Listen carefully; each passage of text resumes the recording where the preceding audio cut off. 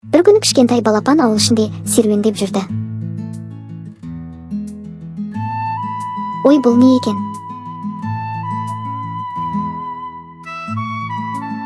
Жерде жарқырап тұрған сиқырлы дән жатыр екен. Байғұс гүл, неге солып қалғансың? Кәне көмектесіп көрейін.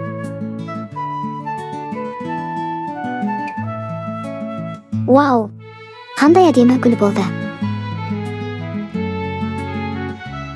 Мен көмектесе алдым.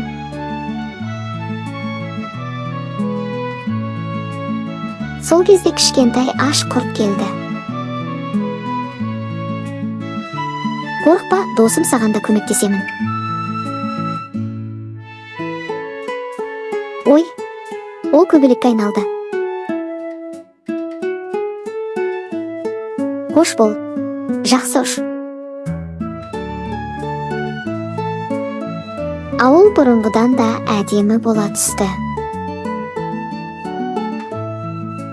Неткен керемет әлем. Күн жарқырап, айнала тыныштыққа бөленді. Жақсылық жасасаң, әлем де әдемі болады.